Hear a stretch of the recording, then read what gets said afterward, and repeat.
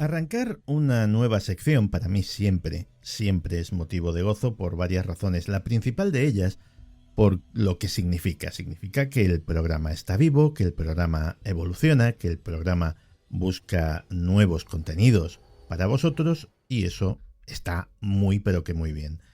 Luego a esta sección en concreto le tengo especial cariño porque me la habéis reclamado en repetidas ocasiones. Me habéis dicho, oye, y una sección de temas científicos, pero bueno, no exactamente de temas científicos, sino bueno, con el enfoque que nos gusta aquí en Días Extraños, con el enfoque del programa.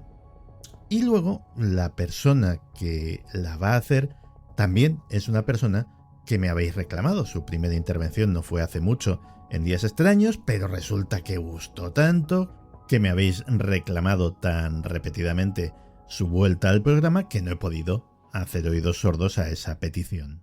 Verónica Fernández, bienvenida de nuevo a Días Extraños. Hola Santi, vaya, gracias, me habéis sacado los colores, tú, todos y qué responsabilidad, un gran poder conlleva una gran responsabilidad, ¿eh? Eso decía Spiderman. En fin, oye, Ciencia Extraña, ¿nos vas a contar qué cosas nos vas a contar a lo largo de esta temporada? Venga, voy a spoilearos un poco, solo voy a hacer una pinceladilla. Porque me apasiona que exista esta sección, creo que es algo que nos gusta a todos porque la ciencia es parte de nosotros y hay mucha ciencia extraña, divertidísima, que no por ello es menos veraz. Vamos a empezar, bueno, lo puedo decir, ¿no? Hoy vamos a empezar ¿Sí? Hablando sobre la mortalidad y la inmortalidad. ¡Qué bonito!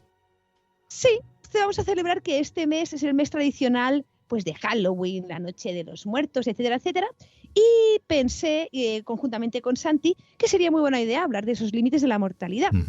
También hablaremos en sucesivos programas, si queréis, y me volvéis a decir que vuelva, que espero que sí, hablaremos sobre otros temas que seguro que habéis escuchado hablar. Por ejemplo, la epigenética, qué es, qué no es. También vamos a hablar sobre extinciones, que tenemos noticias sabrosas de este año sobre las extinciones. Hablaremos sobre el origen de la vida, que también por ahí hay muchas novedades. También me encantaría que habláramos sobre energía, terapias energéticas, campos mórficos, transhumanismo. Bueno, a mí no me deis cuerda, sobre todo Santi, tú no me des cuerda, que yo me voy por las ramas y no paro. Ya tengo para 5 temporadas, así que vamos a empezar paso a paso por el primer programa.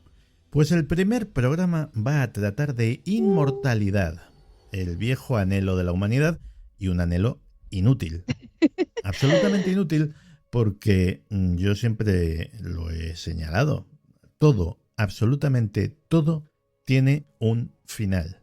De hecho, nosotros es de lo que menos duramos, pero, qué sé yo, el estudio desde el que os hablo, pues algún día sencillamente serán ruinas o escombros, esperemos que dentro de mucho tiempo, pero incluso el planeta que nos cobija, tarde o temprano, dentro de X miles de millones de años, será engullido por nuestro Sol. Un Sol que algún día o bien estallará en forma de supernova o bien consumirá todo su combustible y se apagará para siempre. Incluso hay quien especula con que el propio universo tiene fecha de caducidad. Así que hablar de inmortalidad, no sé yo. Quizá deberíamos hablar de retrasar la fecha de la mortalidad, a lo cual, oye, muchos nos apuntaríamos. Sí, pero como dicen en la peli de los inmortales, who wants to live forever? ¿Para qué queremos vivir tanto? A ver, para empezar, claro, la mortalidad corresponde a la materia. Si pensamos en materia, obviamente, la materia por definición es corruptible. Tiene un principio y un final. Estamos formados por polvo de estrellas. Es una frase muy bonita que habréis escuchado todos, pero es cierto. Entonces tiene una caducidad esta dimensión. Pero sí, cierto, no sé, con las tecnologías que tenemos sí podremos llegar a la inmortalidad, pero desde luego la materia tal y cual la conocemos tiene una fecha de caducidad. Aunque os digo una cosa, en tradiciones orientales y en muchas otras, a nivel de espiritualidad, se dice que la muerte es una creencia más y que a lo mejor algún día lograremos trascender esa creencia, que a lo mejor, por ejemplo, si creyéramos que podemos, por ejemplo, cuando se nos corta un brazo, crear otro, como otras especies, por ejemplo, a las lagartijas se le cortas la cola y crea otra, a lo mejor lo haríamos, pero que es un tema mental y que hasta aquí está el poder de la mente. Pero dicho esto, También quiero abrir la sección de hoy de Ciencia Extraña con una noticia que me hizo recordar este tema y pensé, ostras, sería bonito hablar sobre ello, no solo porque es octubre, sino porque justo este agosto un grupo de investigadores de la Universidad de Yale consiguió restaurar las funciones, restaurar y alargar las funciones post-mortem de cerditos que les inducieron la muerte, ¿de acuerdo? Y les inyectaron una especie de líquido de solución salina que logró que los procesos celulares que suceden cuando hay muerte o se detuvieran o se restablecieran o al menos se lentificaran, ¿vale? Y eso me hizo pensar sobre, ¿realmente estamos pensando en querer ser dioses continuamente? ¿Por qué queremos hacer esto, no? Y también esto se junta con muchas otras investigaciones, como por ejemplo unas que han llevado a cabo un grupo de la Universidad de Bristol, donde lo que ellos hacen es crear células artificiales. Entonces, claro, si sabemos que la materia es corruptible por naturaleza, porque hay distintas estructuras celulares que eso hacen que sea así, y ahora os hablaré un poco más de ello, ¿no será? Bueno, antes de nada, ¿no será qué es lo que nos define como seres humanos? ¿Es el cuerpo que habitamos? ¿O es algo más? ¿Vale? Pero antes quiero haceros un apunte científico para que lo sepáis, para los que no lo sepáis, y es qué es lo que determina que nuestras células vivan más tiempo o menos. No sé si conocéis o habéis oído hablar nunca de los telómeros. ¿Tú, Santi, has oído hablar nunca de ellos? Por supuesto, aquí estoy yo preocupadísimo por hacer que mis telómeros o bien se hagan más largos o bien no encojan a la velocidad que lo hacen. Bueno, dicen que no es tanto que sean más largos, sino que se acorten lo mínimo posible. Es decir, los telómeros, nuestro ADN que está en el núcleo de nuestras células, cuando nuestras células se dividen, tenéis que imaginaros el ADN como si fuera una cinta muy larga, ¿no? Y cuando se va a dividir una célula, lo que hace es compactarse en unos cuerpecitos que se llaman cromosomas. La especie humana tiene 23 pares, 23 son del padre, 23 de la madre, por eso se llaman pares de cromosomas, y son como, seguro que tenéis esa imagen en la cabeza en forma de X, bueno, menos los cromosomas sexuales que hay, si eres un hombre, tienes una X y una Y, si eres mujer tienes 2X, ¿vale? Entonces aquí le falta una patica, ¿vale? Eso explica muchas cosas, ¿no, Santi? No sabría decirte, aunque el tema de los telómeros sí que nos pone sobre la mesa que el tamaño importa.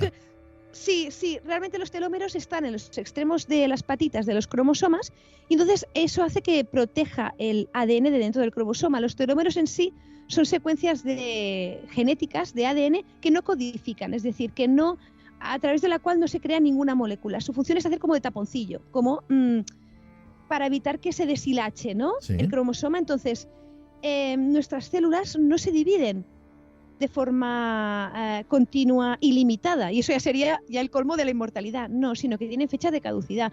Cada una de nuestras células se divide X número de veces y se muere, y se recambia por otra, etcétera, etcétera. Entonces se ha visto que hay especies que tienen los telómeros mucho más largos que nosotros, pero no por eso viven más tiempo, sino que se ve que el kit de la cuestión es que logremos que se acorten de forma más lenta. Es decir, no que sean en sí más largos, sino que se acorten de forma más lenta. Y de hecho, aquí en España tenemos grupos insignia de la investigación de telómeros, el grupo de María Blasco en el Centro Nacional de Investigaciones Oncológicas. Bueno, hay mucho por ver, pero ahí hay una clave grande del envejecimiento a nivel de la materia y de la inmortalidad. Pero claro, aquí querríamos a lo mejor hacer esa distinción del rollo. Vale, yo quiero ser inmortal con un cuerpo así de 200 años todo arrugado como una pasa, o yo lo que busco es la inmortalidad de la conciencia. Y a raíz de esto, pues en la cultura popular, no sé si habéis visto nunca la serie Black Mirror, entre muchas otras, se especula sobre eso mismo, sobre lo que realmente nosotros pretendemos es ser inmortales a nivel de conciencia y poder encapsular esa conciencia. Si es que eso es lo que nos hace humanos, porque hay muchos animales que tienen conciencia, aunque a veces no nos entendemos en el mismo idioma, pues encapsular eso y ponerlo en otro cuerpo que nos guste más. Claro, pero aquí hay más cuestiones a considerar. Por ejemplo, si estamos hablando de inmortalidad, o mejor dicho, de una prolongación grande de la longevidad, también necesariamente tendríamos que hablar de otro anhelo de la humanidad, que es la eterna juventud. Y no estoy hablando de una juventud estética del rostro, de la piel, no. Estoy hablando de una juventud interior, de una juventud biológica, de una condición que nos permita vivir esos años de más con una calidad de vida que realmente haga que merezcan la pena. Hay un enfoque que no solamente desde el transhumanismo, sino desde gente que está investigando y está llevando a cabo estudios sobre la longevidad, hay un enfoque que es muy interesante, que es el de considerar el envejecimiento, el proceso de envejecimiento, como una enfermedad degenerativa. Exacto, cierto. Un síndrome.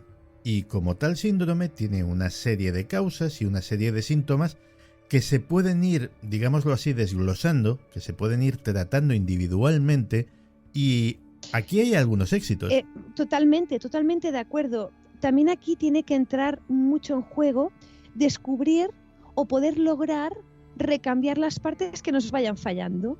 ¿Vale? Aquí toda la ciencia de la cibernética, toda la ciencia de creación de órganos, actualmente esa sería la fuente más comprobada que tenemos de inmortalidad, la de poder crear órganos que nos permitan cambiarlo, más allá obviamente de un trasplante, porque un trasplante también proviene de un ser vivo que también ha tenido su bagaje.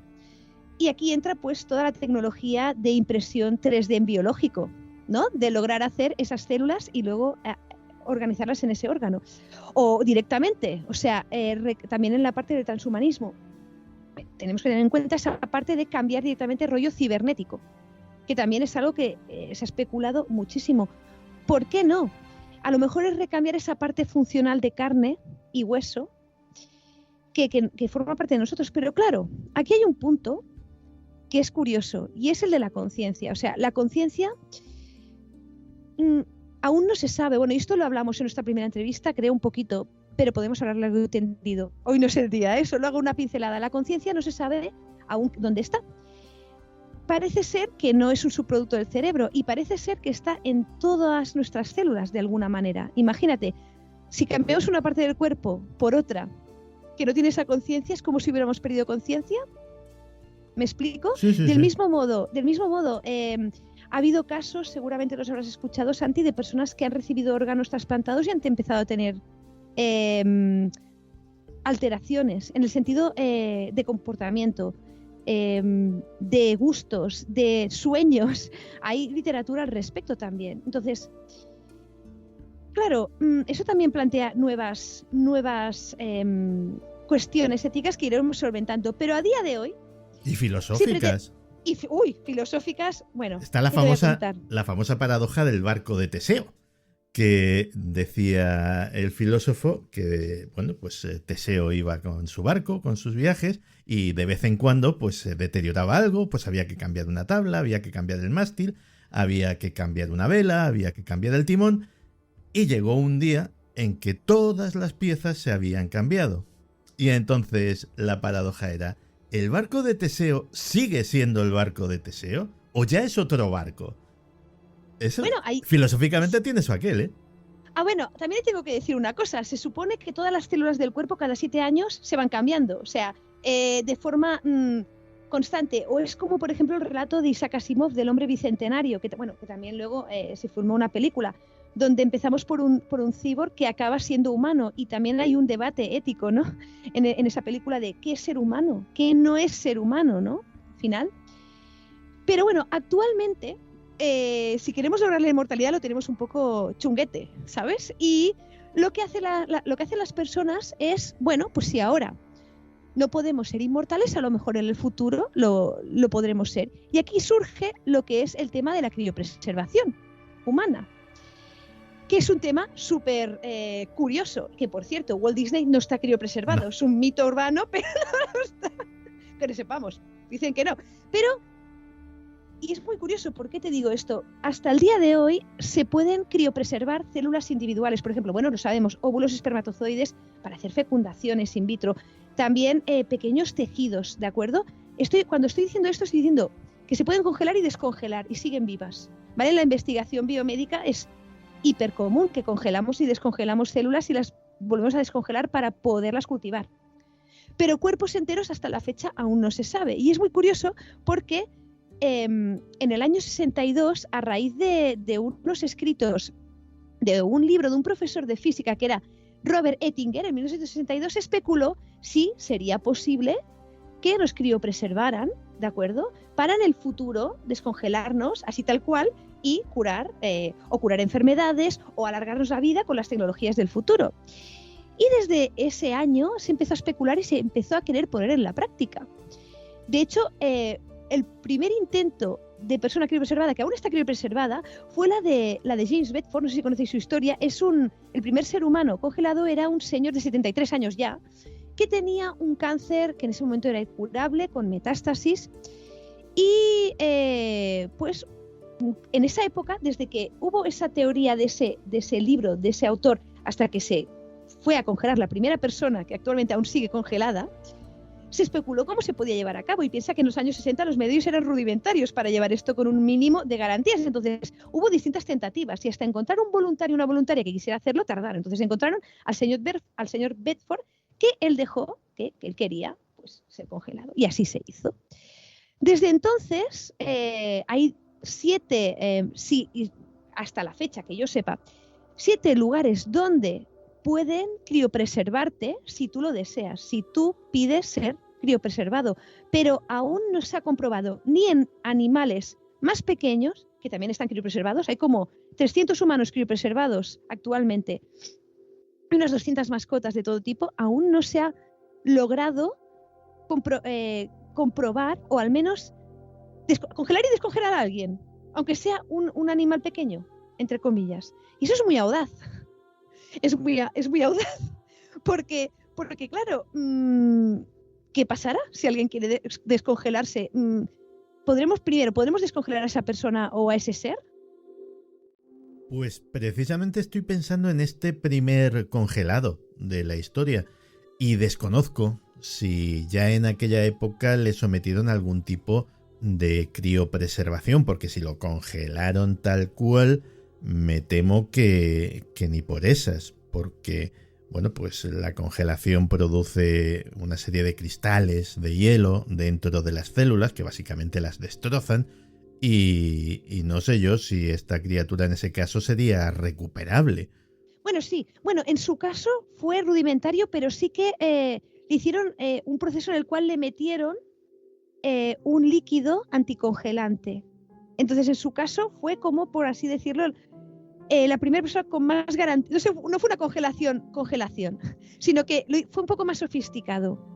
¿Cierto? No está como los ultracongelados del supermercado. Bueno, no lo sabemos porque no lo hemos visto, pero en principio se hizo con unas mínimas garantías de que se congelaba relativamente bien. Para que lo sepáis, cuando se congelan unas células, como dice Santi, el peligro de la congelación no es que te mantengas frío en el tiempo, sino que si te congelas muy rápido y de determinadas maneras, se crean unos cristalitos que rompen las células. Entonces, claro, si se crean esos cristalitos y tú te descongelas, es que no sobrevives a ese procedimiento, porque las células revientan, se rompen. Entonces, para ello se usan sustancias criopreservantes, que se llaman, que lo que hacen es proteger las células y los tejidos para que se congelen poquito a poquito, lo justo para no crear cristales que luego pues pueden hacer ese daño, ¿no? Pero en esa época me consta que el señor Redford sí le pusieron criopreservante. No sé, hicieron lo que pudieron. Verás, yo hace un montón de tiempo hice un reportaje sobre Alcor, que es... Sí, Alcor, sí. Sí, una de las primeras empresas, no, la primera empresa que se dedicó a esto. Ahora hay varias más. Y bueno, ya de por sí era muy impresionante aquello de la gente conservada en esos cilindros metálicos gigantescos, metidas en tanques de algún tipo de gas licuado. Nitrógeno líquido, sí. Sí, lo que a mí me sorprendió es que hay una solución económica. Y la solución económica es que te congelen solo la cabeza. Sí.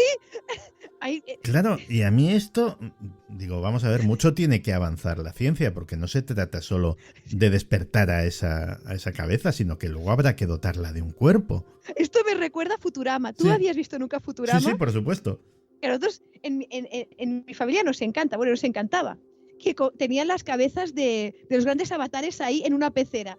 Cierto, y de hecho el precio varía. Sí, es muy baratito. varía entre cuerpo entero y cabeza. Y de hecho, según he leído, te congelan por los pies. ¿Por qué? Porque si hubiera algún problema en el tanque de nitrógeno, los pies obviamente son mucho más prescindibles que el cerebro, Sí. que está boca abajo. Entonces, sí, es también, es curioso, ¿no? Es como, venga, vamos a ahorrarnos unas perrillas y me congelan solo la cabeza. A ver qué va a pasar. Es un poco quiero y no puedo. Sí, Madre hombre, mía. ya congélate entero, sí. Bueno, a ver, también es muy controvertido esto, el de los trasplantes de cabeza. Hubo hace unos años un científico italiano que él dijo que había hecho un trasplante de cabeza con éxito y fue muy controvertido también, porque no se llegó a demostrar casi nada, ¿no? Bueno, es una utopía humana. Esto es un poco como Frankenstein, ¿no? Vamos juntando piezas, las cosemos y le enchufamos electricidad. Ahí está todo. Yo creo que aquí es un debate que da para mucho, ¿no? ¿Es esto todo lo que queremos o no es esto todo lo que queremos? Desde luego, desde el lado de la criopreservación, yo no os la recomiendo ahora mismo, con ni la cabeza ni nada, al menos hasta que veamos que alguien puede salir bien de ahí, porque te congelan bien, pero luego el tema es descongelarse también, descongelarse y que no haya nada dañado. Además que también la inversión es grande, ¿no? Pero eso no quita que parece que hay miles de personas en todo el mundo que han dejado en sus voluntades conforme ellos quieren ser criopreservados, ¿no? Si diera el caso de que se tuviera que escoger. Así que, de todas las maneras,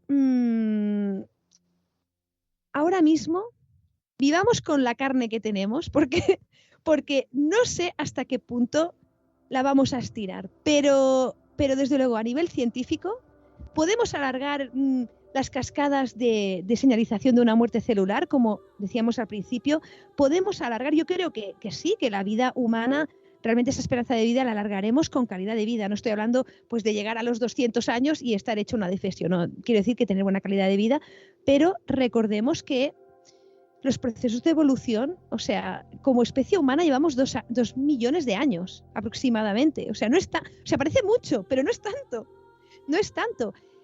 Y tendríamos que avanzar mucho, creo yo, para poder saltar ese límite de la muerte de la materia. Yo creo que acortaremos buscando otros medios a nivel de la conciencia, como en Black Mirror y compañía, y buscándonos otros receptáculos de carne o como queráis, para seguir esta existencia, porque desde luego, si la buscamos en la carne, la cosa nos va a costar un poco más.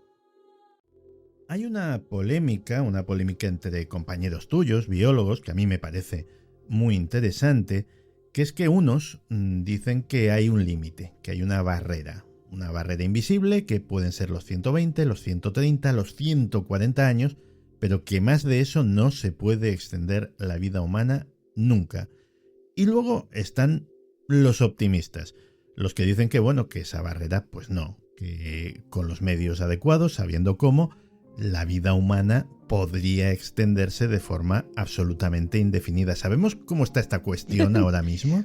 Pues yo creo que no hemos avanzado mucho en este tema, porque claro, como tampoco hemos podido avanzar mucho más en el tema del envejecimiento, claro, yo creo, es una creencia obvio mía, sí que puedo tender a pensar que el envejecimiento no es tal y que puede considerarse hasta cierto punto una enfermedad crónica. Pero vuelvo a repetir, yo sigo pensando que puede que tengamos un límite en este vestido de carne y hueso. ¿Está por ver? No lo sé, a lo mejor nos sorprendemos, pero bueno, no digo nada, ya lo veremos, pero tampoco lo tenemos muy claro. Yo creo que esto es un debate que podría alargarse milenios como el de tantos otros, Santi. Hay mucho por hacer y hay mucho por ver. Sí, desde luego, estamos alargando ese tiempo, pero ¿a qué precio? O sea, yo creo que aquí también la consideración es, vale, podemos alargar mucho los años de vida, pero en buenas condiciones. ¿Y cómo se hace esto? Tenemos que tener en cuenta que somos organismos pluricelulares, no estamos hechos de células pegadas una a la otra, sino que son células que se comunican, que tienen relaciones entre ellas. No es tan fácil trasladar a veces lo que vemos en el laboratorio en cultivos aislados, en células aisladas, a un organismo macrocelular como somos nosotros. Hay mucho que decir, somos un conjunto de sistemas que se relacionan.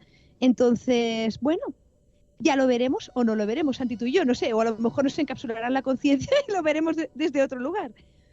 Pero yo considero que al menos en este planeta, con estas condiciones, para mí, creo que es más factible que pueda tener un límite la carne tal y como es. Pero puedo equivocarme. Y para eso está la ciencia, para rebatir, para equivocarme y buscarme teorías que sean mejores. De hecho, eso que decías es muy exacto. Es decir, la complejidad del sistema interconectado que es nuestra biología hace que todo esto sea muy difícil. Porque, por ejemplo, en ratones de laboratorio se ha conseguido frenar importantemente el envejecimiento, se ha conseguido revertir el envejecimiento, pero ¿a qué precio? A que los pobres ratoncitos a los pocos días o a las pocas semanas empezaban a desarrollar tumores, empezaban a desarrollar enfermedades raras, porque obviamente toda su biología estaba loca, estaba descompensada. Entonces, claro, encontrar una forma. O sea, hacerlo a lo bruto se puede, pero las consecuencias están ahí. Hacerlo a lo bruto y encima acabar con esas consecuencias o minimizar los efectos secundarios es un proceso probablemente de décadas, si no de más tiempo. Bueno, ahí está la virtud del equilibrio. De hecho, muchas patologías, por ejemplo, las oncológicas, el cáncer, todas las células cancerosas lo son porque se salen del sistema de su propio cuerpo. Hay distintos mecanismos, unos son porque se multiplican muy rápido, en otros casos o combinados todos además. Otros es porque no se mueren cuando se tienen que morir. Claro, aquí donde está el límite, como tú muy bien dices, si haces que una célula se pueda multiplicar de forma indeterminada, es que le das esa libertad para saltarse el sistema. Y eso, claro, ¿hasta qué punto puedes controlarlo? ¿Hasta qué punto? Necesitas un control en algún punto para que eso no se descontrole. Entonces, cierto, el cuerpo humano es una máquina maravillosa, muy bien regulada, y ahí, repito, o sea, lo que vemos en una placa de Petri, lo que vemos en un cultivo, luego hay que trasladarlo a ese gran organismo que somos nosotros. Y somos, claro, en ratones y en otros animales más pequeños de otras especies, lo podemos. Bueno, de hecho es el primer paso de pruebas para luego ir pasando a otros organismos, ir pasando y pasando e ir comprobando. Y eso nos da esperanza, ¿no? Si lo podemos ver en ratones que son mamíferos, no estamos tan alejados. Bueno, estamos alejados, pero tampoco tanto. Pero desde luego hará falta más y vuelvo a lo mismo. ¿A qué precio, no? ¿A qué precio queremos esto? Vale, yo puedo optar a esto, pero ¿y la gente que no puede optar a esto? Continuamos con las consideraciones ético-legales, ¿no? Claro. ¿Podrá todo el mundo optar a esto? ¿O solo podré optar yo y alguien más de mi familia y el resto se pudra? ¿Cómo va esto? Claro. Si es que no tienes más que ver quién está invirtiendo ahora mismo mucho dinero en esto. ¿Quién está invirtiendo en esto? Pues grandes millonarios, estilo Jeff Bezos, estilo Elon Musk y otro puñado de ellos que están invirtiendo muchísimo dinero. Ahora mismo la investigación sobre envejecimiento es la investigación privada no armamentística mejor financiada que hay. ¿Por qué? Pues porque estos seres humanos obviamente tienen un inmenso poder y como los faraones antiguos están muy preocupados con su mortalidad. Y me parece lógico y normal que dediquen parte de sus ingentes recursos a investigar sobre esto. Pero ya te digo yo, si algún día surge algún remedio milagroso o tratamiento sencillo o complejo, como sea, barato, lo que se dice barato no va a ser. Entonces habrá una desigualdad distinta, sí, que no irá por un modelo económico, sino irá puramente por un modelo de longevidad. Sí. Porque, a ver, en realidad, o sea, es que es lo único que tenemos, aquí y ahora. Es decir, económicamente puedes ir mal, puedes ir bien, puedes de alguna manera resarcirte de un revés económico, pero realmente de un revés biológico. O sea, esto de salud, dinero y amor, tal cual. O sea, dicen, sin salud no tienes nada. O sea, tal cual. Así es. Es nuestro mayor activo, pero más mayor activo o un activo más grande que la salud, que todo es el tiempo. que estamos aquí. De hecho, hemos tenido ya algunas películas utópicas sobre este tema, ¿no? Sobre el tiempo en el futuro como medida de valor del ser humano. Y bueno, sí, podría llegar a eso, esperemos que no. pero que sea la moneda de cambio, ¿por qué no? Podría serlo, al fin y al cabo, es lo único que tenemos. Y nos iremos a la tumba, y nunca mejor dicho, con lo opuesto, que es tu biología, el tiempo que has vivido y todo el resto de riquezas, por así decirlo, materiales, se van a quedar ahí. Entonces, sí, desde luego para mí me parece que es la discusión más importante que podemos tener como humanos, pero también surge de otra disensión, y no me quiero extender porque llevamos un buen rato ya con esta ciencia extraña, que yo me quedaría todo el día, pero no sé si vosotros lo tenéis, que también es esa separación del hombre y de Dios, o lo que consideremos Dios, o lo que consideremos espiritualidad. Si consideramos que el hombre es hombre y que la materia es lo único que existe, entonces siempre, creo yo, que iremos en pos de alargar esa materia, esa duración de ese vehículo material. Si uno empieza a tener consideraciones de la conciencia a nivel espiritual, como le queráis llamar, no tenéis ni por qué creer en un señor sentado con una barba, no, ¿vale? Lo que queráis creer. Si creéis que hay algo más, entonces eso ya no os importará tanto. Puede ser que ese anhelo de inmortalidad vaya parejo a esa separación entre el alma humana y la materia humana. Eso también me lo pregunto yo. Porque si no, a lo mejor no tendríamos tanto miedo de la muerte o de lo que hay allí, si es que hay algo detrás, si hay continuidad de conciencia después de ese tránsito. Eso da para otro programa, de ciencia extraña. En fin, pues oye, iba a hacerte una postilla, pero voy a dejarlo porque si no nos vamos a enrollar otros 15 minutos. Venga, entonces... no, Santi, hombre, eso no se hace. No nos dejes con la... No. Que nos conocemos. Que si saben cómo me pongo, ¿para qué me invitan? Decía aquel. Pues eso, Verónica, que ha sido un verdadero placer tenerte aquí en este primer Ciencia Extraña. Y oye, pues hasta la próxima. Pues hasta la próxima. Un abrazo muy grande. Hasta luego.